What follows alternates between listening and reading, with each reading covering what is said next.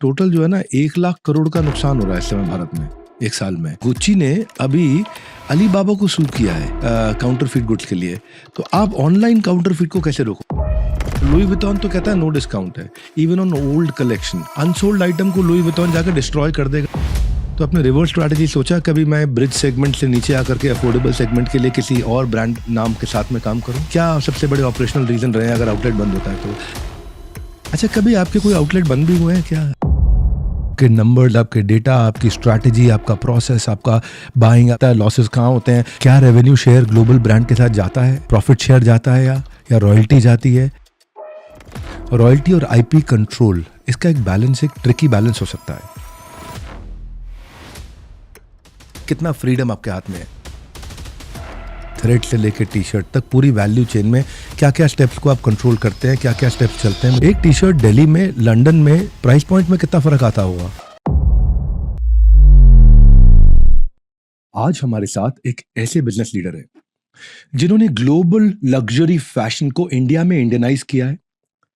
Tennis के जो गोट है ना, greatest of all time, Novak जोकोविच, वो भी इनकी टी शर्ट्स पहन रहे हैं, अंबानी भी इनकी टी शर्ट्स पहन रहे हैं, मैं भी इनकी टी शर्ट्स पहन रहा हूं। हालांकि प्रोग्राम बिल्कुल स्पॉन्सर्ड नहीं है, कोई पैसे का लेन देन नहीं है। इनकी शेयर लीडरशिप पे आज एक ऐसा एक्सपीरियंस इन्होंने क्रिएट किया। पहले तो आपका स्वागत कर लेता हूं बड़ा बिजनेस पॉडकास्ट में with doctor Vivek Bindra.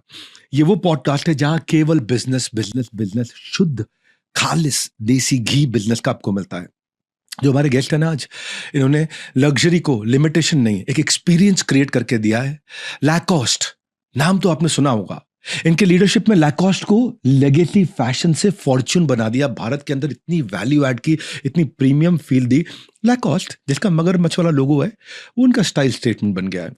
Please welcome, स्वागत करिए मेरे साथ मिलकर के आज इन गहराइयों में, समुद्र में, उस समुद्र की गहराइयों में जहां हम इस बिजनेस को समझेंगे, managing director and CEO Lacoste India, Rajesh Jain. धन्यवाद, थैंक यू विवेक जी, बहुत बहुत शुक्रिया आपका मेरे को यहाँ पर बुलाने के लिए और अपने जो ऑडियंस है उसके साथ इंटरेक्ट करने के लिए बहुत बहुत धन्यवाद। इतनी तारीफ सुन के कैसा लगा? मेरे को तो ये लगा कि आपकी मैं तारीफ करूं, क्योंकि मुझे अपनी इतनी तारीफ सुनने के अंदर तो लगा कि कुछ अजीब ही चीज हो रही है। ये आपने कुछ ज्यादा ही बोल दिया, thanks for your kind words, पर लेकिन आपकी जो चीजें हैं उसको देख के मैं बहुत ज्यादा इंप्रेस हूँ। थैंक यू वेरी मच, धन्यवाद। लेकिन वास्तव में आपने बहुत वैल्यूएबल काम किया है और आपके साथ इन सारे व्यूअर्स को आज बहुत वैल्यू मिलने वाली है। ये जो समय आप लगा रहे हैं ना, इससे एक ऐसी वैल्यू क्रिएट होगी। मैं सीधा सीधा सवाल पे आता हूँ और आपको बता दूं कि मैं आपको छोड़ने नहीं वाला हूँ।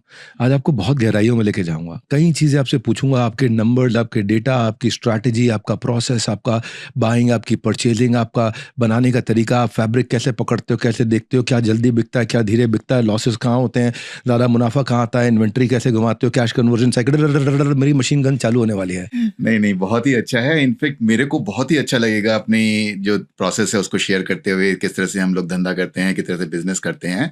देखिए, बिजनेस तो हम सब लोग करते हैं, लेकिन उसको जब शेयर कर सकते हैं तो उससे एक जो दिल से खुशी मिलती है, और आपके जैसे प्लेटफॉर्म पे जो अगर शेयर करूंगा तो मुझे तो बहुत दिल से खुशी होगी इसकी। लैकॉस्ट एक ग्लोबल हेरिटेज ब्रांड है, वैल्यू है लैकॉस्ट की। ये मगरमच्छ जो आपकी टी शर्ट पे लगा है ना, इसकी एक वैल्यू है। कुछ नहीं, टी शर्ट सिंपल सी लगती है, लेकिन मगरमच्छ वो वैल्यू बढ़ा रहा है। आपने भारत का बिजनेस कर रहे हो उनके लिए। रॉयल्टी और आईपी कंट्रोल, इसका एक बैलेंस, एक ट्रिकी बैलेंस हो सकता है। पेरेंट ब्रांड है आपका और आप इसको इंडिया में रन कर रहे हैं। इसमें गवर्नेंस, रूल्स, रेगुलेशन, भारत में इस धंधे को चलाना, आज आपके लगभग 60-65 स्टोर हो गए हैं। इसका क्या रेवेन्यू शेयर ग्लोबल ब्रांड के साथ जाता है, प्रॉफिट शेयर जाता है या रॉयल्टी जाती है, आईपी में क्या डील होता है, ये कैसे मैनेज करते हैं? आप एक भारत का बिजनेस कर रहे हैं और लैकॉस्ट ग्लोबल है, तो इंडिया का क्या ट्रांजैक्शन है ग्लोबल बिजनेस के साथ में, क्या पार्टनरशिप है? तो उसको बताने से पहले मैं आपसे सिर्फ 2-3 मिनट की एक मोहलत चाहूंगा, जिसके अंदर मैं आपको ये बता सकूं कि लैकॉस्ट शुरू कैसे हुआ था। क्योंकि लैकॉस्ट की जो स्टोरी है, जो हिस्ट्री है, एक बहुत ही इंटरेस्टिंग हिस्ट्री है। और हिस्ट्री सुनाने के लिए मैं आपको ले चलता हूँ 1927 के अंदर। 1927 में एक फ्रेंच मैन जिनका नाम था ऑने लैकॉस्ट, RENE, बट फ्रेंच में उसे ऑने बोलते हैं। ऑने लैकॉस्ट एक बहुत अच्छे इंटरनेशनल टेनिस प्लेयर थे। उन्होंने वर्ल्ड के जितने भी ग्रैंड स्लैम थे, चाहे वो US ओपन हो, डेविस कप हो, ये सब उन्होंने वहाँ पर जीतने शुरू कर दिए। वो बहुत टेनिशियस थे फील्ड में। मैं पहले आपको ये बताना चाहता हूँ कि लैकॉस्ट शुरू कैसे हुआ और किस तरह से बाकी चीज़ें चली। वो टेनिस के एक बहुत अच्छे प्लेयर थे। वो इतने टेनिशियस थे, इतनी दृढ़ता से वो अपनी फील्ड पर खेलते थे। जैसे क्रोकोडाइल होता है ना, कि क्रोकोडाइल अगर किसी को पकड़ ले तो वो उसे तब तक नहीं छोड़ता जब तक उसे मार ना दे, जब तक उसे किल ना कर दे। तो ऑने लाकॉस्ट के बारे में ये फेमस हो गया कि लाकॉस्ट अपने अपोनेंट को तब तक नहीं छोड़ेंगे जब तक वो उन्हें हरा ना दे। तो मीडिया जो था उन्होंने अफेक्शनेटली, प्यार से उन्हें क्रोकोडाइल बोलना शुरू कर दिया। क्रोकोडाइल जो बहुत ही ज़्यादा टेनेशियस होता है। अब उस समय लोग जो गेम खेलते थे, टेनिस खेलते थे, वो एक लंबी स्टार्च टी शर्ट पहनकर खेलते थे जो वुमेन शर्ट होती है।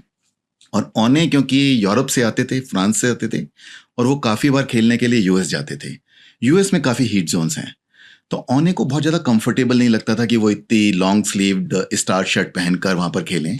तो उन्होंने सोचा कि मैं अपने लिए एक गारमेंट इन्वेंट करता हूँ, और उन्होंने पोलो इन्वेंट की। पोलो का मतलब है एक टी शर्ट जिसके अंदर एक कॉलर होता है और एक कॉलर होता है और एक प्लैकेट होता है। ये एक इन्वेंशन थी, उससे पहले पोलो कहीं नहीं थी। और क्योंकि उनका नाम क्रोकोडाइल, निकनेम क्रोकोडाइल था, उनके एक फ्रेंड ने एक बड़ा सा मगरमच्छ का लोगो उनकी चेस्ट के ऊपर यहाँ पर लगा दिया। ये डॉक्यूमेंट्री हिस्ट्री में ये भी एक पहली बार था कि एक लोगो गारमेंट के बाहर आया। उससे पहले कभी गारमेंट के बाहर लोगो नहीं लगता था। उसके बाद 1933 में ओने लाकॉस्ट ने फ्रांस के सबसे बड़े निटेड गारमेंट के प्लेयर के साथ हाथ जोड़ मिलाए, और उसके बाद उन्होंने उसका कमर्शियल लॉन्च किया। This was a rage. लोगों ने इसको कोर्ट के ऊपर परफॉर्मेंस के लिए और कोर्ट के बाहर स्टाइल स्टेटमेंट के लिए इस तरह से अपनाया कि लोगों को बहुत ही पसंद आया। 1933 से 1950 तक वही लाकॉस्ट की पोलो दुनिया में धूम मचाती रही। लेकिन अगर हम आज की डेट में देखें तो लाकॉस्ट सिर्फ वो पोलो नहीं बनाता। वो पोलो, जैसे मैंने ये पोलो पहनी है, इसे हम क्लासिक पोलो कहते हैं, यही ओरिजिनल पोलो वो थी। ये सिंपल प्लेन वाइट कलर में उस समय थी। लेकिन आज की डेट में हम सबसे ज़्यादा कलर, कोई भी ब्रांड अगर ग्लोबल में बनाता है, परहैप्स हम ही लोग सबसे ज़्यादा कलर्स ऑफर करते हैं, और इसी चीज़ के लिए हम सबसे ज़्यादा फेमस हैं पूरे वर्ल्ड के अंदर। पर लाकॉस्ट अब सिर्फ ये पोलो नहीं बनाता। लाकॉस्ट के 8 कैटेगरीज के अंदर है। गारमेंट सबसे बड़ी कैटेगरी है जिसमें पोलो एक का सबसे ज़्यादा कंट्रीब्यूशन होता है। उसके बाद फुटवेयर है, बैग्स हैं, परफ्यूम्स हैं, रिस्ट वॉचेस हैं, अंडरवेयर हैं, सनग्लासेस हैं, और एक होम लिनन कैटेगरी भी है। ये सातों कैटेगरी के लिए लाकॉस्ट पूरे वर्ल्ड के अंदर बहुत फेमस है। और हम लोग एक प्रीमियम सेगमेंट में हैं जिसे हम एक्सेसिबल लग्जरी या अफोर्डेबल लग्जरी भी कहते हैं। जो लोग भी मास से लग्जरी की तरफ जाते हैं उनको इस ब्रिज के साथ जाना पड़ता है। इसे ब्रिज टू लग्जरी इसीलिए कहा जाता है कि लग्जरी के लिए ब्रिज है ये सेगमेंट, और इस सेगमेंट के अंदर हम प्ले करते हैं। और इंडिया के अंदर हम लोगों ने जो ये बिजनेस अपना शुरू किया 1993 के अंदर हम लोगों ने यहाँ पर शुरू किया था। उस समय इंडिया के अंदर पोलो कोई नहीं जानता था। मेरे को याद है 1993 के अंदर अगर कोई वुवन शर्ट, जो बहुत ही एस्पिरेशनल वुवन शर्ट होती थी, तो 100-200-125 रुपए की मिलती थी।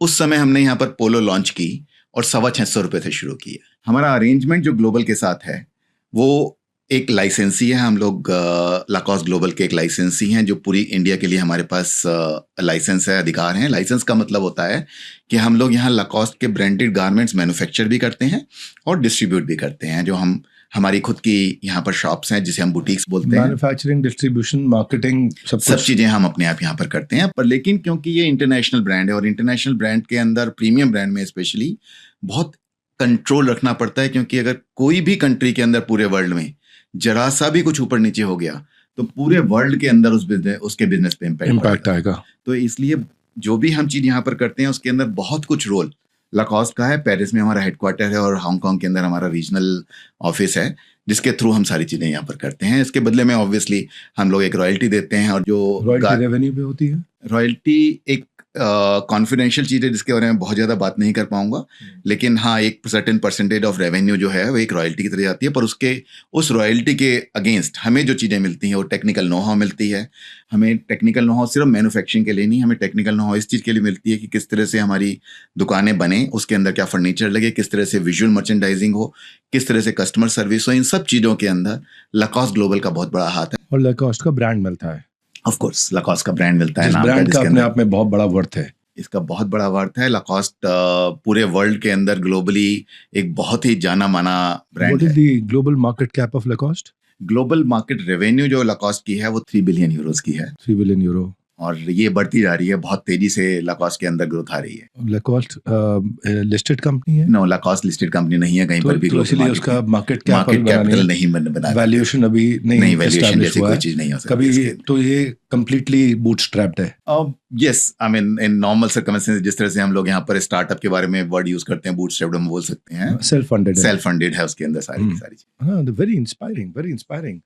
लैकॉस्ट ने इंडिया में मैन्युफैक्चरिंग डिस्ट्रीब्यूशन जो लाइसेंस आपने बताया, ये एक कंपनी जो इंडिया में है वो SLA उसका नाम है, स्पोर्ट्स एंड लेजर लिमिटेड, जिसको शॉर्ट में हम SLA बोलते हैं। तो ये वरुण बेवरेजेस जैसा हो गया, जैसे वरुण बेवरेजेस का, या अगर कोई फर्क है तो बताइएगा। वरुण बेवरेजेस, आप परसेंटेज नहीं शेयर कर सकते, कॉन्फिडेंशियल है, उसकी हम रिस्पेक्ट करेंगे। वरुण बेवरेजेस पेप्सिको को नेट रेवेन्यू का 14% देता है, तो लैकॉस्ट और SLA के भी लाइसेंसिंग मॉडल में भी रेवेन्यू शेयर का सिमिलर टाइप ऑफ स्ट्रक्चर है, नंबर कुछ अलग भी हो सकता है या कुछ और स्ट्रक्चर है? नहीं, इसी टाइप का स्ट्रक्चर होता है जिसके अंदर हम लोगों ने टेक्निकल। वरुण बेवरेजेस जो कर रहा है वही आप यहाँ SLA लैकॉस्ट के लिए कर रहा है।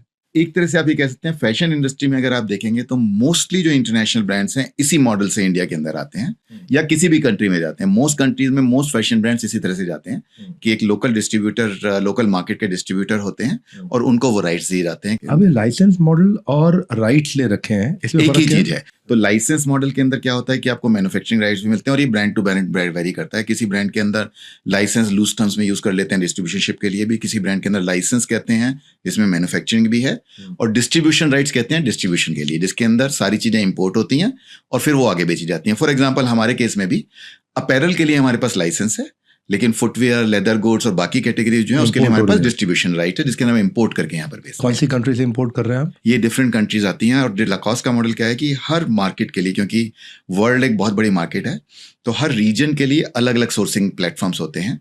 जो साउथ ईस्ट एशिया के लिए, जो हमारे साउथ एशिया और साउथ ईस्ट एशिया के जो प्लेटफॉर्म है, उसमें वियतनाम भी आ सकता है, मलेशिया भी आ सकता है और इस टाइप की दूसरी कंट्रीज। तो वहाँ वियतनाम, मलेशिया में वो मैन्युफैक्चर हो रहे हैं जूते, एसेसरीज, बेल्ट वगैरह, और वहाँ से आप इंपोर्ट करके यहाँ पे आप डिस्ट्रीब्यूशन है आपके पास में। लेकिन कपड़ों का आप सारा काम देखते हैं एंड टू एंड।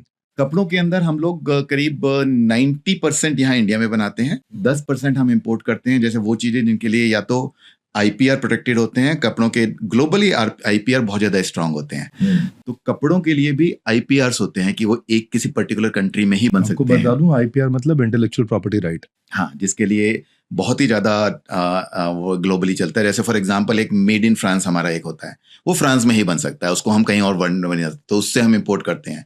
सिमिलरली कुछ MOQ इश्यूज होते हैं, जैसे फॉर एग्जांपल हैवी जैकेट्स हैं, इंडिया के अंदर माइनस के अंदर टेम्परेचर नहीं जाता है, पर बाकी वर्ल्ड की कंट्रीज में माइनस टेम्परेचर आता है। उसका अगर हम यहाँ पर इंडिया बनाएंगे तो हमें MOQ नहीं बनेगा, मिनिमम ऑर्डर क्वांटिटी नहीं बनेगी। उनको हम इंपोर्ट करते हैं इसलिए कि कुछ लोग जो यहाँ से ओवरसीज जाते हैं वो उन जैकेट्स को खरीदेंगे। वो बहुत सीजनल बिजनेस में काम आएगा, वो बहुत सीजनल इस टाइप की कुछ चीजें, या फिर बहुत ही ऐसे रीजनल लोकेशंस होंगे जहाँ पे वो ज्यादा चल सकता है, जहाँ उसका मूवमेंट ज्यादा होगा। इंडिया के अंदर ये जैसे बड़े शहर जो होते हैं, दिल्ली, बॉम्बे, बैंगलोर, हैदराबाद वगैरह, जिसके अंदर लोग ज्यादातर ओवरसीज जाते रहते हैं, उनके लिए उस टाइप के गारमेंट चलेंगे। कुछ ऐसे प्रोडक्ट होते हैं जो अगेन जैसे मैंने कहा कि हमारे हॉलिडे कलेक्शन कुछ होते हैं जिसके अंदर, उसके अंदर भी राइट्स होते हैं जो हम नहीं मैन्युफैक्चर। इट मेक सेंस, आप लोग को समझ में आनी चाहिए बात। वैसे तो पहले आपको बता दूं, एडिक्शन हो जाना चाहिए सीरीज के साथ, बड़ा बिजनेस जो हम पॉडकास्ट कर रहे हैं।